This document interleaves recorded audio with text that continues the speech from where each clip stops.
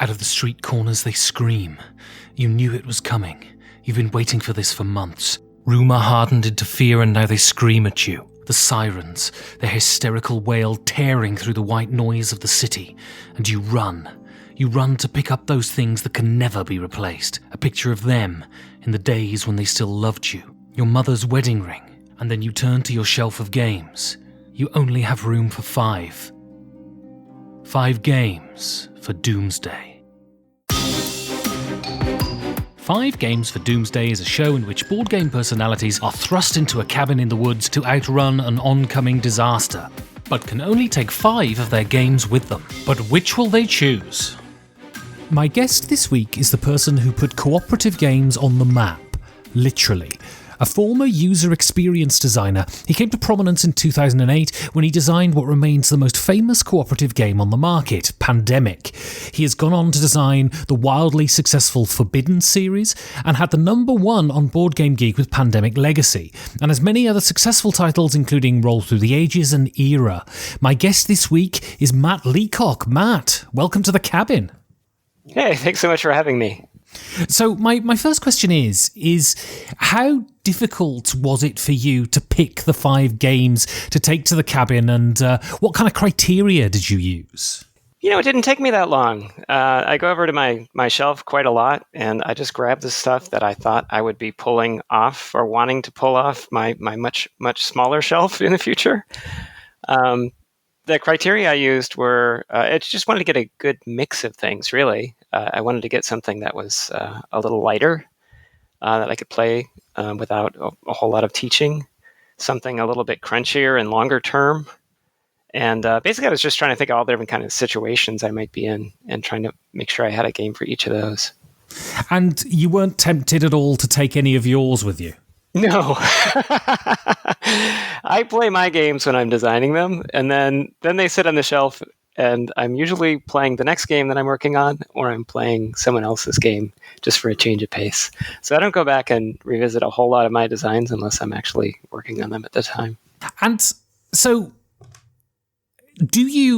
I was speaking to Phil Walker Harding earlier today, and we were talking about this idea of never quite turning off as a game designer. Can you sit down and play games for the pure enjoyment of them, or is the designer radar always going? Oh, it's always going. Yeah, I mean, I can. It just requires some conscious effort to kind of let go, because I'm always thinking about the different kinds of trade-offs that the designer or the product team were making. And when I see something that I wouldn't have done, it always just becomes apparent. So there's some games that I really like, but I don't play very often because I just find some of the decisions that people have made frustrating. So yeah, it's wonderful when you find a wonderful game and everything clicks, and because you can turn that part of your brain off and just enjoy. Is there anyone who sort of dependably produces that kind of experience with you? From a game design point of view, Reiner Knizia is pretty dependable. I mean, really sturdy designs. The products aren't always, perfect. There's a certain point where, you just kind of lose control as a game designer, I think.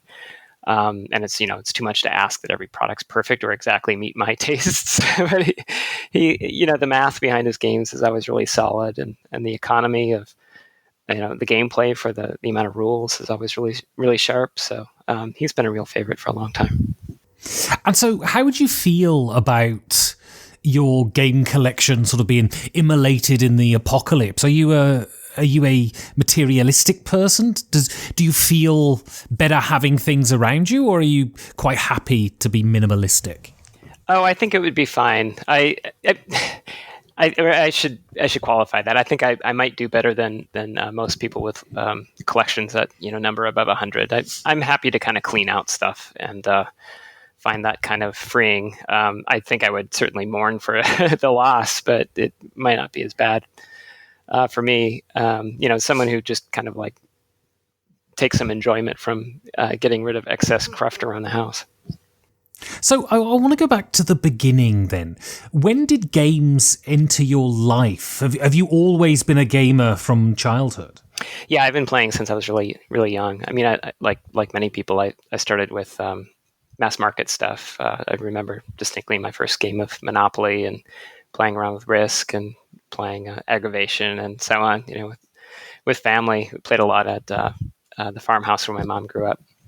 But there was kind of a shift, I think, when I was, I don't know, maybe a young teen, when my dad started pulling out the games that he played with his brothers growing up, and those involved a lot of those were from the 3M line. So games like Acquire. He taught me tactics early on, and so I got a wider range of gaming experiences then through him. And what was it about games that sort of dug into you? What is it about gaming that keeps you coming back? Oh, I so many things. I mean, I really enjoy kind of discovering the different systems behind them, just the way things work. They seem like little experiments you can explore. They're fun social interactions. I like making them with my hands. I mean, there's so many different aspects of them. The human psychology behind them, you name it. I'm just fascinated by the things. And sort of what kind of a gamer are you? Are you someone who is very vocal at the table? Are you very quiet at the table? Do you like games that live above the table, or are you very sort of mechanics focused? That's changed over time, I think. Now I'm more of a above the table player, using them as an excuse to kind of interact with friends more than anything. Before it was a little bit more getting into the weeds of all the mechanisms and so on in the systems. But I think the average play length for the games I've been playing over the last 10 years is definitely shrunk. I tend to favor stuff that can be played in 45 to 60 minutes now, rather than long marathon games of, say, Civilization. I just don't have the time to play an 8-hour crunchy game anymore. But yeah, I think more than anything now, I go for the social experience. And so before you became a designer, you were a user experience designer for lots of sort of prominent tech companies. So first of all, could you explain exactly what a user experience designer is? Yeah, I mean, the title has changed over time. People used to refer to them as user interface designers, people who were basically designing the interface that humans would use to interact with software. Now we talk of them more broadly as experience designers, looking at basically the whole experience that you're going to have when you encounter a piece of software or a product, from the time you hear about it to the time you buy it, it arrives, or you experience it online. All those interactions, someone's got to figure out how it works, and that's what I did. And I guess you were around these kind of companies kind of as they were growing into the behemoths that they now are. What was the atmosphere like around those kind of West Coast, San Francisco-based tech companies at that time? Yeah, it was really frenetic. I mean, I moved out to California in 1997 and joined Claris, which was part of Apple, and was there all of 4 months before getting laid off and kind of understanding. It was really understanding what the Silicon Valley lifestyle was like, with the layoffs and turnover and changing companies every, it seemed like every few months sometimes. Then I joined Netscape, and it was kind of the Wild West then. People were just kind of making up how the World Wide Web would function and how e-commerce would work, and a lot of people were just kind of faking it, and we're all just trying to figure out how things operated. And that continued on for years, as the web grew. So it was a pretty chaotic time out here. A lot of change, a lot of excitement, a lot of, I don't know, everybody thinking that a lot of utopian idealism and maybe misguided efforts at the same time. It's a strange time, and continues to be a strange place to live. And was this where you met Craig Silverstein? I had Craig Silverstein on the show. He was the first employee at Google and playtester for Pandemic. Is that where you met him, or did you meet him later on in your life? I met him because I roomed with a mutual friend. We shared an apartment for about a year in Mountain View. And Craig came over one night for a game night, and my wife and I, introduced him to Elfenland, and kind of showed him this wonderful world of Euro games. And yeah, we've been playing games on and off ever since. And so I have this picture of, sort of tech bros, kind of nerdy people sitting around doing nerdy things and being incredibly rich and irresponsible. And in Silicon Valley, was there a lot of board gaming going on? Was nerd culture sort of very, very healthy there? Yeah, I mean, I don't think your description is too far off the mark, really. There was, it felt like there was sort of like this underground cabal of board gaming, amongst many engineers across many different companies. I did some business networking, just through game clubs, and did a lot of playtesting with people. And it was kind of interesting because the table was this neutral ground where we could all get together and didn't necessarily know what everybody else was doing or where they're coming from, but we could all enjoy a game together. And now I think it's just exploded. There's so many people out here, and the board gaming hobby, as you know, has grown so much that I think there's a lot of that going on right now. Just tons of people out here playing board games. So your first game then is a classic, and it's one that every time I play it, I mean, ends up being embarrassingly crude, I have to admit, but it's always very, very funny. And this is Telestrations. What is it that makes the game so funny? Oh, I think it's the unexpected. You'll get a word, you'll have no idea how you're going to draw it, and you just give it a shot, and it doesn't matter if you're right or not. And the disasters that come out of your drawings or the guesses make the experience all that more rich and fun. I mean, it's boring when you're good at it, right? You draw something and someone guesses it. That takes a lot of the fun out. I think they did some really good, made some good design decisions. You're using these whiteboard markers where you can't necessarily draw terribly well with them. You don't get the precision that you get with a pencil on paper. And the frenetic pace and the surprise, I think, are the biggest things. But also, it's a pretty accessible game. I enjoy breaking it out because my daughter, who's not super interested in games, is usually happy to play. So I think those are the primary reasons why that one made the cut. And when you look at a game that is so simple as Telestrations, but so robust and kind of works almost every time you play it, do you see that, and is that attractive to you as a designer?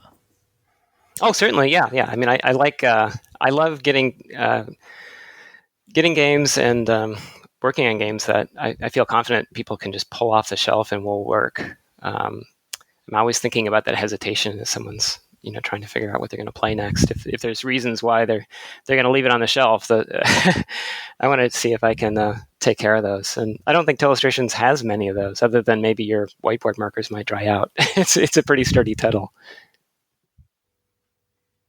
And it's based on Eat Poop You Cat, which is a folk game. I mean, it's interesting. I think it's really well packaged, though. It's presented well, in the same way that Bluff was this wonderful packaging of Liar's Dice, folk dice games that were popular years ago, but really took off when they were packaged with a common set of rules and a common presentation, so we could all kind of have a common shared experience. I think it's one of the things that buying the product over trying to assemble the parts ad hoc gets you. Yeah, I mean, I'm a writer, and when I write, I always I see a large part of the process of writing as simplification. Something comes out, all the ideas come out, and then the rest of it is paring it back and paring it back. Is that what game design is for you? Is it a process? Oh, yeah.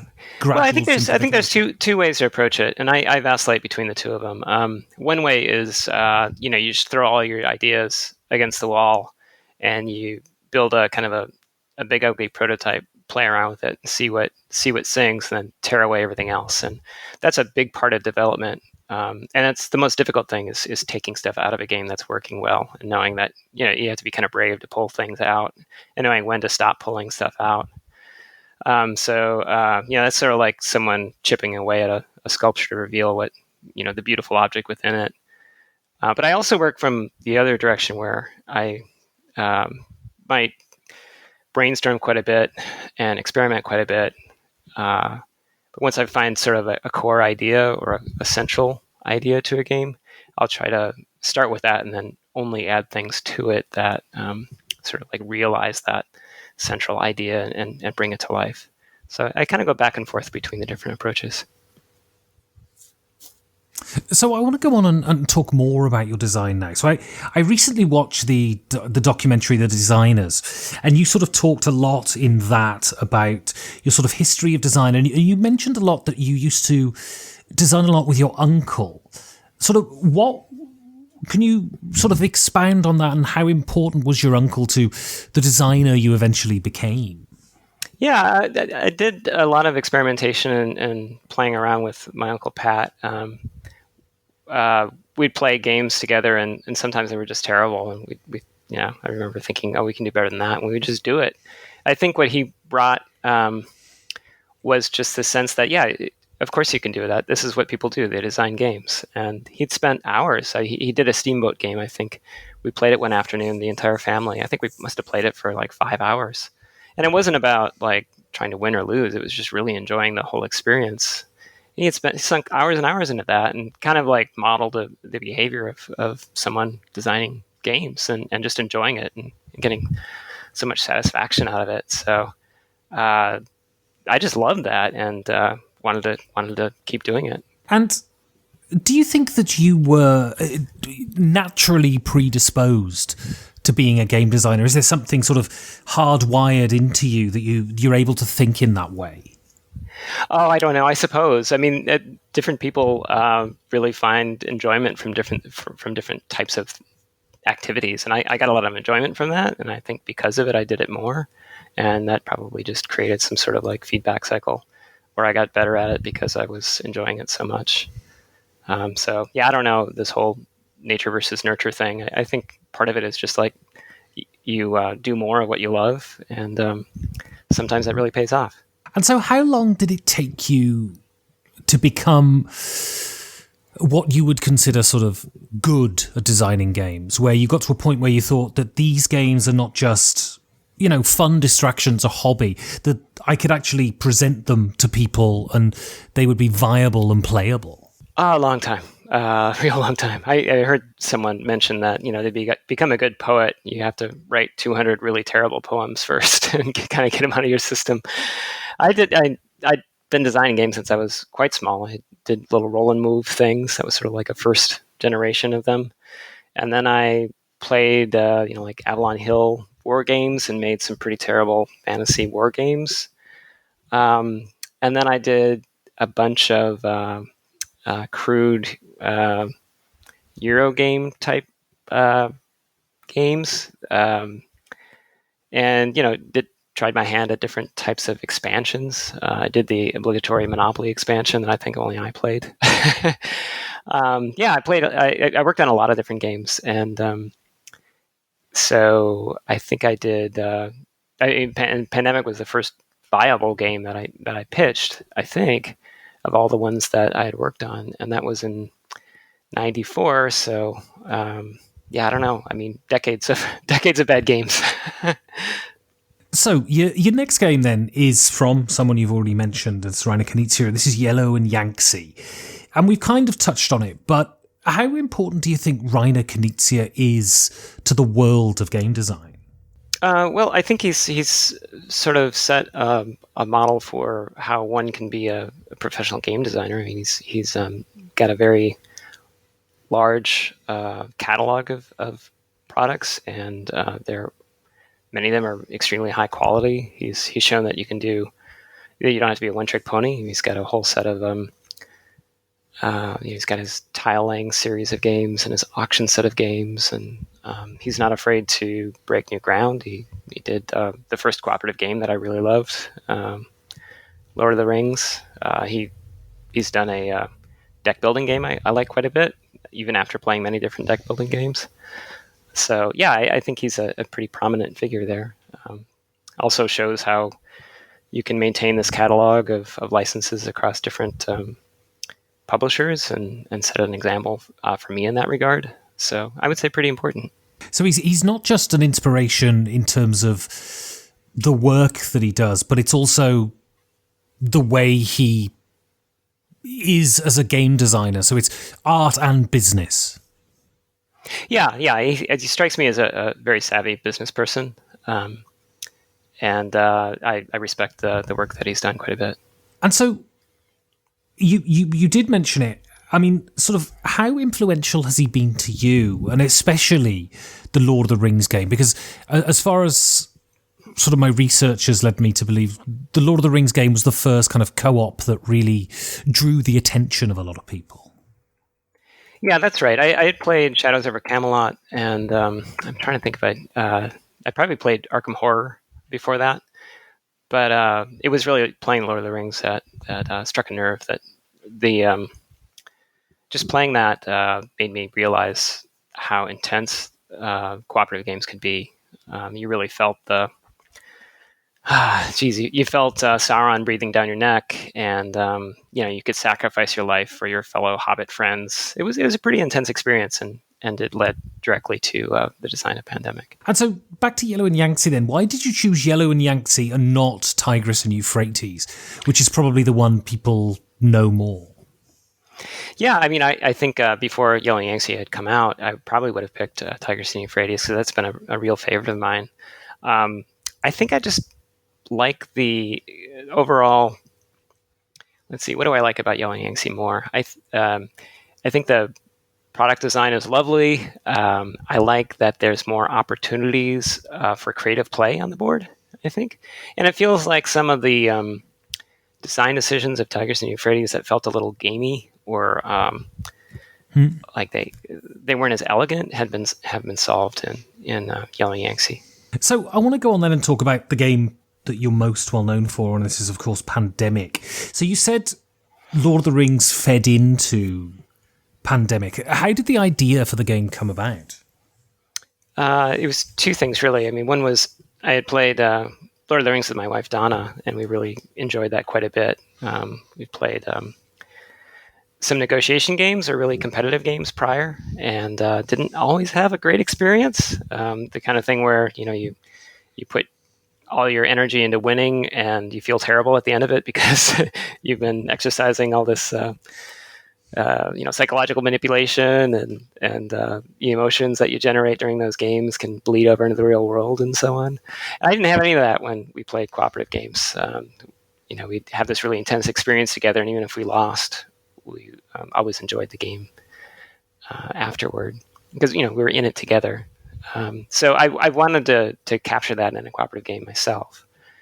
And at the time, it's about 2004, I think, SARS had been in the news quite a bit in the preceding years. So the idea of disease or viruses being an enemy seemed like a real natural fit. So I tried to see if I could, make a real simple model of disease spread that the players could fight against.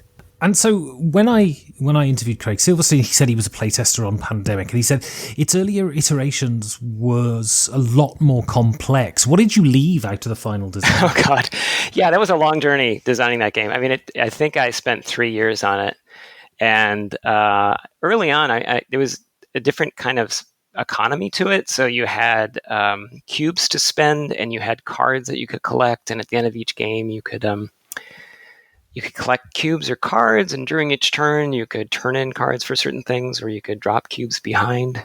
You could do quarantining. There's a lot of different things. And I was trying to keep the game's set of materials simple, so it was all driven by a single deck of cards, which meant that when it was time to discard things, in order to make it work, there were 2 different discard piles, which, we humans have a real hard time dealing with.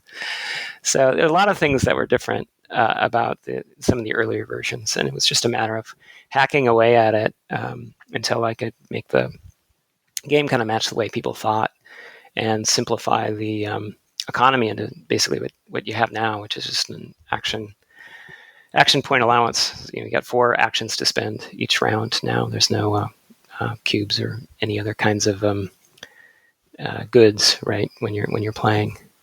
He also really encouraged me. I remember this pretty vividly, playing the game in my living room. I was waffling quite a bit on how to set up the game.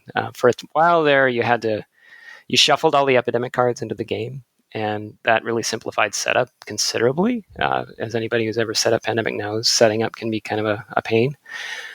Between that and actually setting it up into 5 decks and putting the epidemic cards in and assembling it very carefully.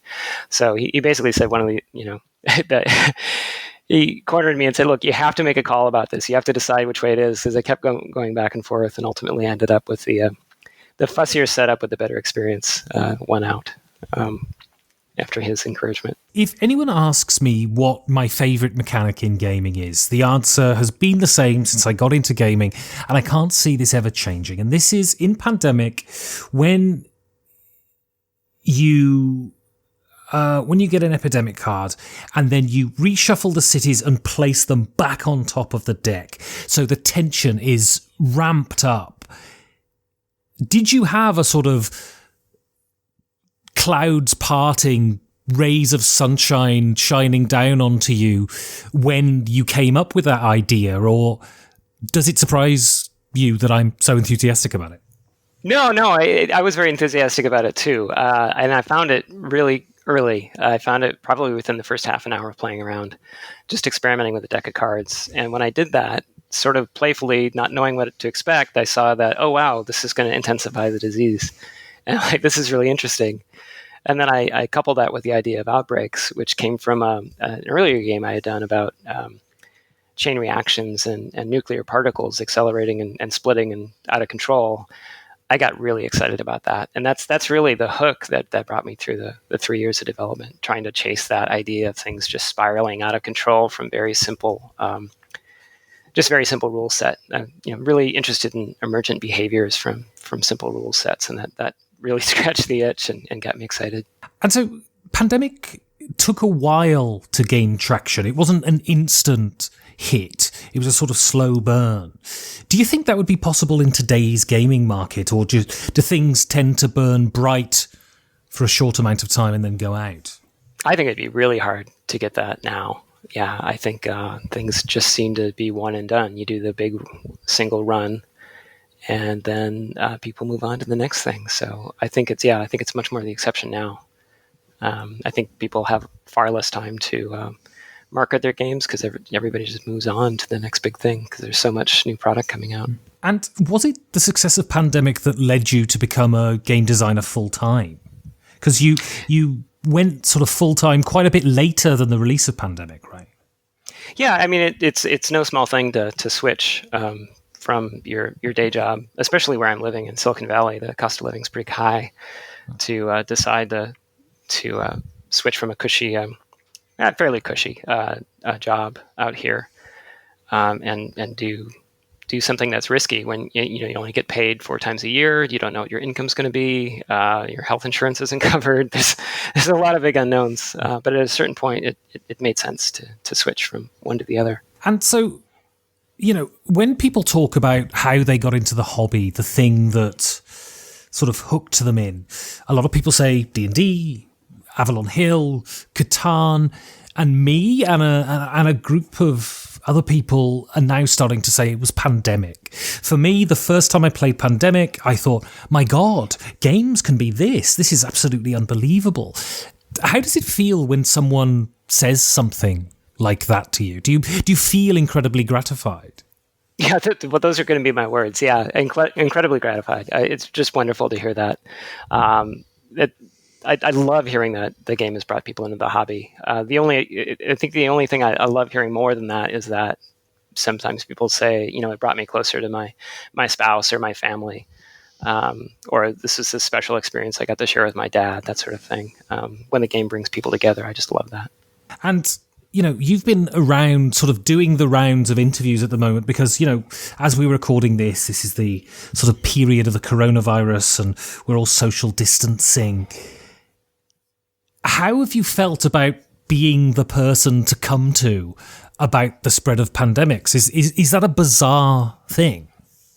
Yeah, it's been odd. It's been really strange. And, I had to kind of think about it quite a bit. Because part of me just wanted to hide in the corner and not have anything to do with it.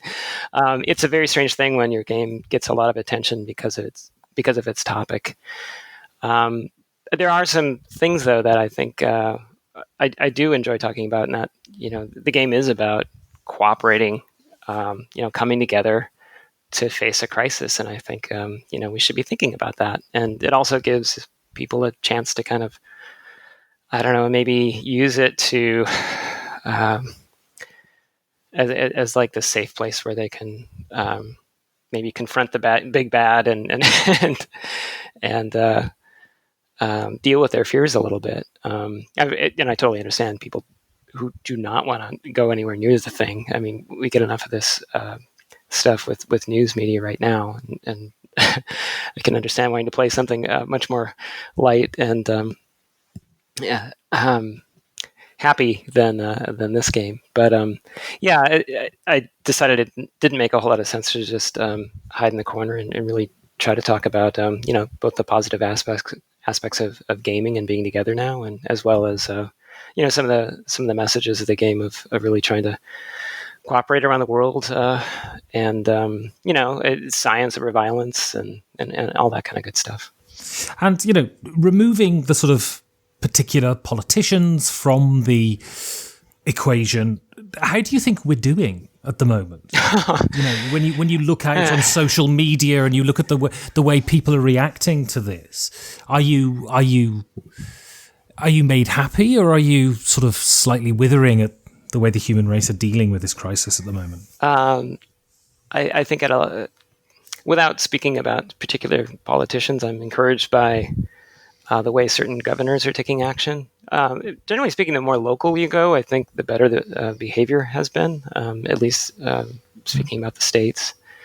I think people are taking care of each other as far as taking care of your neighbors at a local level. In my city, the communication's been very strong. The Bay Area has been very proactive. California has been responding very well. There's other things that are just really demoralizing and tough. And it's every day is a new adventure looking at the news. Just put it that way. So your next game then is Decrypto, and you've slightly spoken about it before, but this is a game that promotes a lot of talking back and forth. It is very much a social game. Is the social side of gaming what draws you to the table? Yeah, I think that's right. We played Decrypto while socially distancing, family versus family, the other day. We called up some friends of ours who live in San Jose, and it was our family against theirs. And the game was really just an excuse to get together and talk about something that wasn't necessarily the news, right?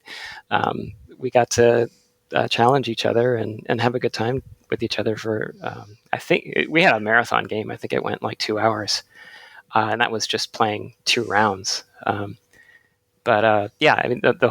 game was really just an excuse to get together with those guys.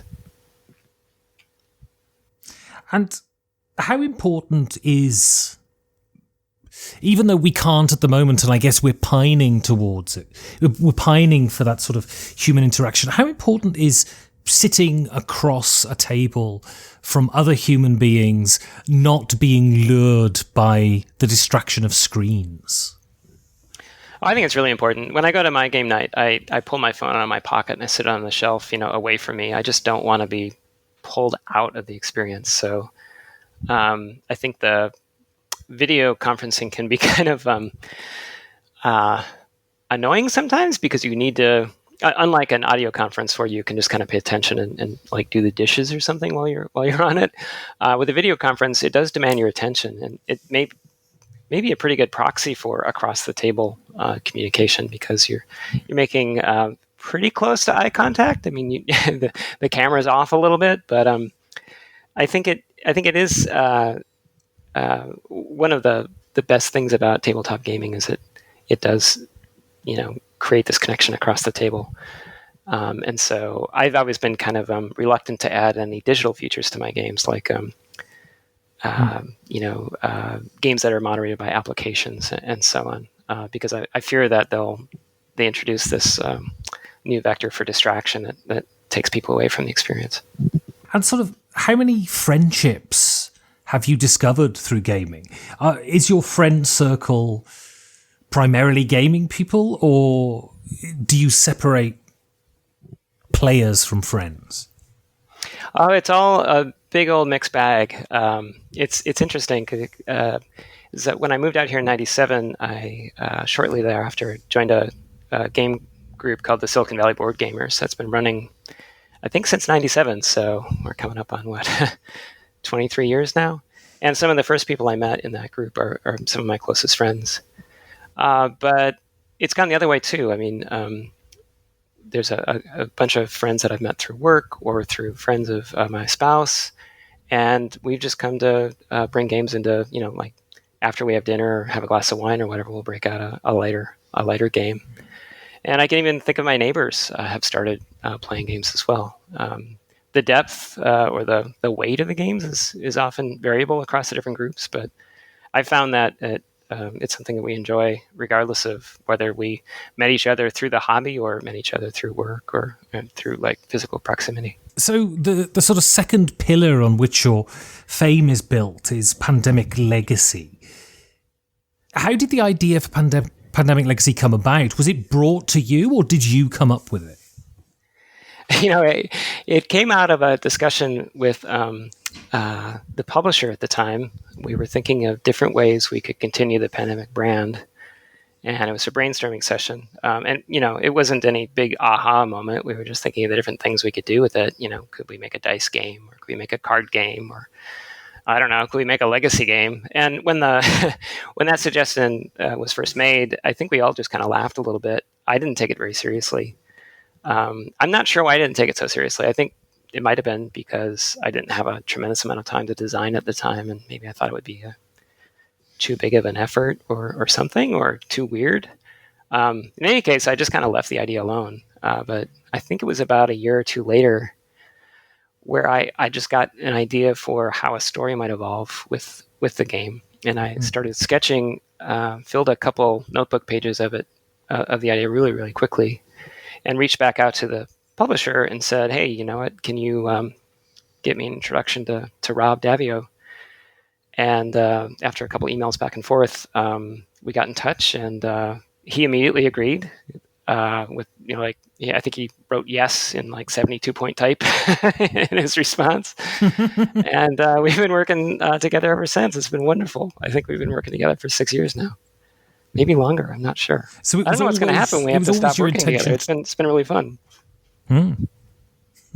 So it was always your intention to work with Rob on it as a designer, not as a consultant or a sort of sounding board. That was my first instinct, and we just ran from it from day one. Yeah, I didn't really think about ever doing this solo. I've worked with a number of co-designers in the past and really enjoy the process. And so, I never really considered just doing this all on my own. And so Pandemic Legacy feels like a box set. It's called Season 1, Season 2, but it genuinely feels like you're playing through a season of a sort of TV show.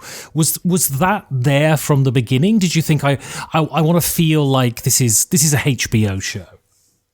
We gradually kind of came to learn that was a good way to develop it. I read a number of books on storytelling, and Rob is just a gifted natural storyteller. And over time, you started to learn about how stories are structured, how scenes are created, how you do episodic breaks, and all of that. And all of that really directly informed the game. First, it was much more done by intuition, especially by myself. But later on, looking back, especially after Season 1 was out, we just marveled at how well it had done, trying to understand that so that, when we're working on future products, how do we not screw that up? So, we took a lot of inspiration from TV, but it wasn't like that at the very beginning. In fact, the idea for the Season 1 came after we had finished the product, or very close to had finished it, and it came from the publisher. And as soon as she put the number 1 on there, we're like, oh, okay, it looks like there's going to be more than one, isn't there? So, it was interesting how that evolved. And how was the labor split between you and Rob? Is he similar in his design process to you, or are you oil and water that come together and produce magic? Uh, let's see. There's just a lot of blurring of the lines. We work together very well. We do everything remote because he's on the East Coast and I'm on the West Coast. So we do a lot of video conferencing, do a lot of work in like Google Docs and Sheets and so on to keep everything straight. But there's certain things that he's stronger at than me, and likewise I than him. So he is generally maintaining the rule book and doing a lot of the writing, and I'm maintaining the prototype and doing most of the visual stuff. Not that we can't both do either. It's just we like to play to our strengths. And then we both kind of adopted a playtesting methodology over the past 5 years that's worked really, really well for us. And I think we just have a really good time working together. And, Pandemic Legacy got to #1 on BGG. And, if you speak to someone who's not in the hobby, they would sort of roll their eyes and say, so what? But it's a big thing. How did it feel for you to hit that spot, or does that kind of thing not concern you, really? Oh, I would be lying if it didn't concern me. If I said that, it was really a surprise. It was delightful and unexpected, and just kind of wonderful in this weird way. Never would have dreamed that it would have done as well as it did on those charts. It was strange, is the best word for it, and it was an enjoyable ride watching that happen. And so, when people think of Matt Leacock, they think of Pandemic. And you've designed, many, many other games that are not in the Pandemic universe. Do you feel that Pandemic overshadows the rest of your work, or do you think they nestle in together nicely? Oh, I don't know. I don't know how important that is. I'm just gratified that I've got something that I'm known for. I mean, a lot of people would kill to have that. And so I don't want to be boxed in and say that I'm only going to ever do that, because that gets kind of boring after a while. So I'm happy to continue working on it because I really enjoy it. And as long as people, are enjoying it and want more product, I'm happy to deliver on it. But I also want to try other things as well. So I've been working on dice games since I think the year after Pandemic came out with Roll Through the Ages, and enjoy those quite a bit. And I've had the freedom and flexibility, which I try not to take for granted, to try other types of games as well.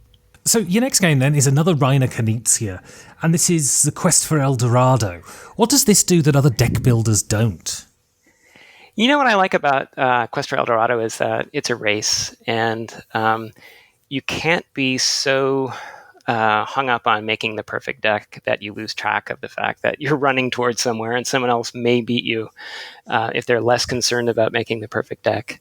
And so to the extent that, you can design a scenario that where getting to the finish line is as important as, the way you've developed the deck, I find that the game has a lot of energy to it. And like his other designs, I think it's really well balanced and just really well presented, and because it's configurable, there's a lot of replayability in it as well. And do you think Reiner Knizia is an innovator, or do you think he's a perfecter of what comes before? Oh, I think it depends on the game. I think he definitely did some innovation when it came to Lord of the Rings. He's done all sorts of innovation in his other titles. I think when it came to the deck building game, it's someone who's really probably. I mean, he talks about not playing other people's designs much, but it's hard to ignore the fact that this is a deck builder that came out after other deck builders. I think its strength is that it's just really well balanced. Often I'll play a deck builder and there may be a dominant strategy, so you can only play it like 5 times, and then you're kind of like, okay, well, that's good, but I think I've kind of played it out where, because this one's pretty well tuned, I feel like I can keep coming back to it. So going on then, let's talk about the future. So what's coming from Matt Leacock in the next sort of year, supposing the world doesn't end? Let's see. So the third product in the Pandemic Legacy series is slated for 2020. So, if everything goes well, that will be out sometime later this year. I'm trying to think what I can talk about. I haven't made too much of a secret that I've been working on a dexterity game with Josh Capel, who is the illustrator for the original Pandemic. And we spent a couple of years on this one. I'm really proud of it, so keep an eye out for that.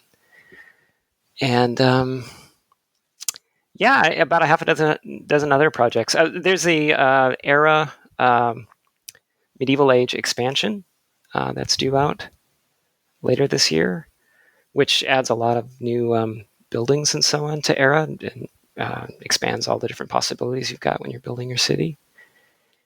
And then I'm working for on the sequel. When they announced Era, they announced it would be 3 independent games, so I'm working on the sequel to that as well. I'm trying to think if I missed anything.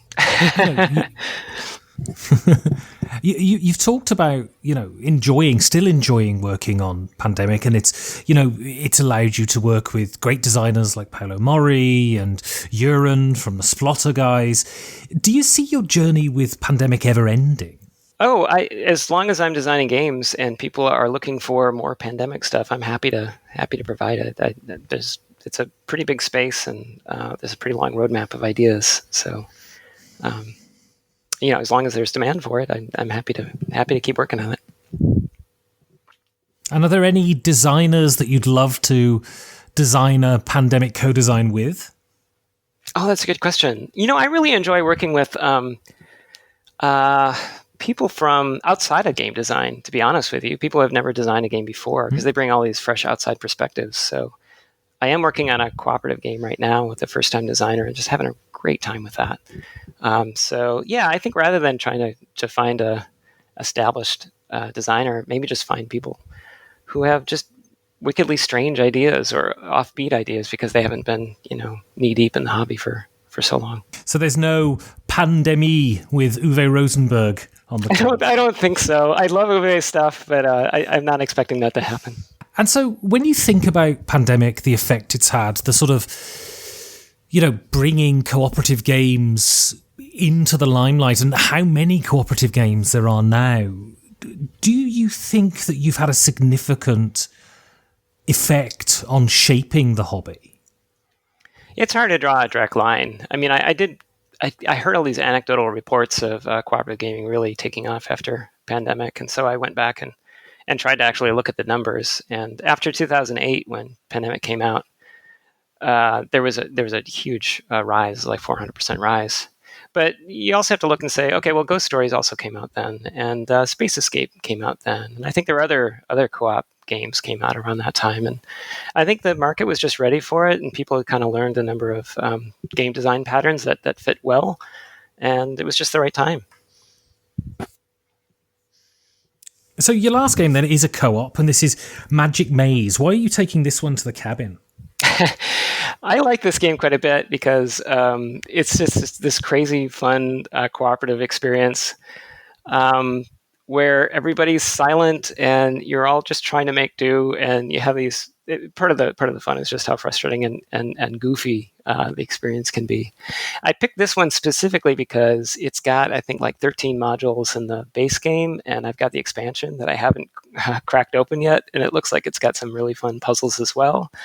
So I could see me and my cabin mate sitting around the table trying to run through the entire campaign, and it keeping us busy for quite some time as we kind of developed our own like body language for for how to win it. I think it was two things here. I wanted to have a co-op. I wanted to make sure it wasn't mine, and I wanted it to have a lot of replay, and that this one seemed to check all the boxes. And how clever is removing the sort of one tool we have in cooperative games, speech? Well, I think it is pretty clever. We all take it for granted, and so trying to figure out how to cooperate without that is interesting. You still speak, but you're speaking during the pauses. So you have this frenetic period of time when the timer's running to try to be as efficient as possible with your communication. If you respect the other players, that's going to pay off long term. If you jam the little red pawn in front of someone repeatedly, you're going to lose a lot of goodwill, and you're probably not going to win too many times. So there's a lot of lessons, even with that very simple rule set there. People just repeatedly tapping that pawn in front of you. Yeah, not helping. Really not helping. So one final question then. So you're heading off to the cabin, 88 miles an hour down the road, and you go around a corner, the back door flies open. 4 of the games fly out of the car, down a ravine, into a river, and are swept away to eternity. Which game do you hope is sitting on the backseat of the car? All right, so I've thought about this a bunch, and I like these 5 games too much for any one of them to be on the back, because if I only had one, that would mean I would play it exclusively, and I would play it too much to the point where I get sick of it. So instead, I would very quickly pop open the glove compartment, grab a pack of cards, stick that in my pocket, and escape. That's my plan. I'll allow that craven feature. I wasn't sure if you're going to buy that or not. I was a little worried. So if people want to get hold of you, if they want to see what you're up to, what you've got coming out, how can they go about doing that? Yeah, I'm at leacock.com on the interwebs, or you can, my Twitter handle is at Matt Leacock. Fabulous. Well, Matt Leacock, thank you very much. Hey, thank you. Thanks for having me. You can support the show in many ways. You can tell your friends. You can talk about it on social media. You can talk about it on your own blog, podcast, or video, or you can support it directly by going to patreon.com/5G4D for a rolling donation, or for a one-off donation, hitting the PayPal link at the bottom of the website, 5gamesfordoomsday.com. It's these donations that keep the show going. Also, if you want to say something nice about the show, or if you want to say something horrible about the show, you can contact me on Twitter at 5gamesfordoomsday, or send me an email at 5gamesfordoomsday@gmail.com. And if I've managed to tear myself away from the doors of perception and the reality that bites, I'll see you in 2 weeks for another 5 Games for Doomsday.